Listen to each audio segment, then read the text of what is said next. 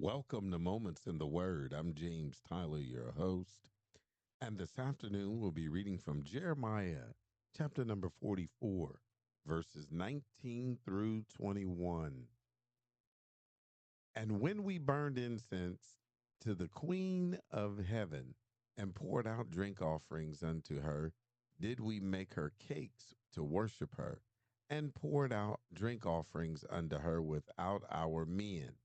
Then Jeremiah said unto all the people, to the men and to the women, and to all the people which had given him that answer, saying, the incense that ye burned in the cities of Judah and in the streets of Jerusalem, ye and your fathers, your kings, and your princes, and the people of the land, did not the Lord remember them, and came it not into his mind?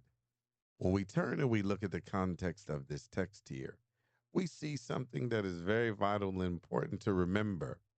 The message here is that the people defended their idolatry. They claimed that worshiping the Queen of Heaven brought them prosperity, that they did it openly with their husband's approval. In other words, we sin deliberately and we think it worked better than obeying God. Jeremiah tells them plainly, God remembered every act of idolatry. Nothing they did was hidden.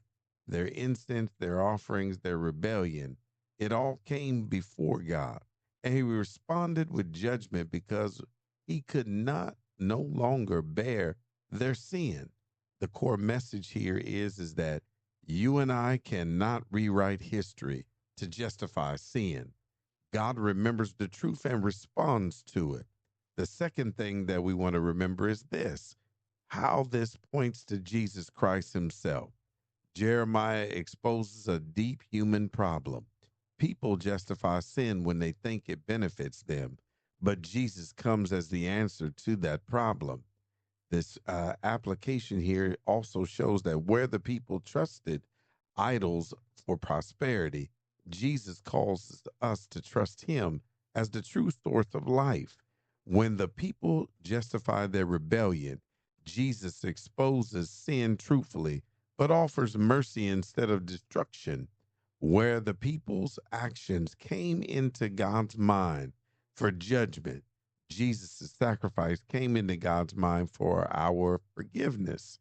Jeremiah shows the weight of remembered sin.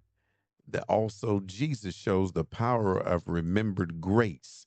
We stop and justifying what God has already judged.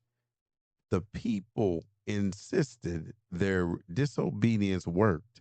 We do the same when we say things like, I know it's wrong, but it makes me feel better. I know God said no, but I think I know better.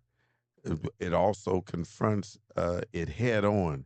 God remembers the truth even when we try to rewrite it, bringing it straight home to us in the 21st century. Anything we trust more than Christ, money, relationships, pleasure, status becomes our queen of heaven. Jeremiah reminds us false gods promise comfort but deliver destruction. Jesus promised truth and delivers life. Also, we got to remember, let Jesus rewrite your story, not us. The people's actions came before God for judgment, but for believers, Jesus' blood comes before God for mercy.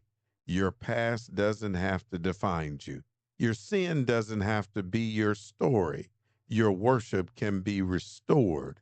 The main thing that we want to take away from this lesson this afternoon, it teaches us that God remembers every act of worship, of course. Only when we turn from false gods to Jesus, the one who carries our sin, can our story be rewritten from judgment to mercy. I'm James Tyler, coming to you live from the Castle Studios, and welcome again to Moments in the Word. God bless.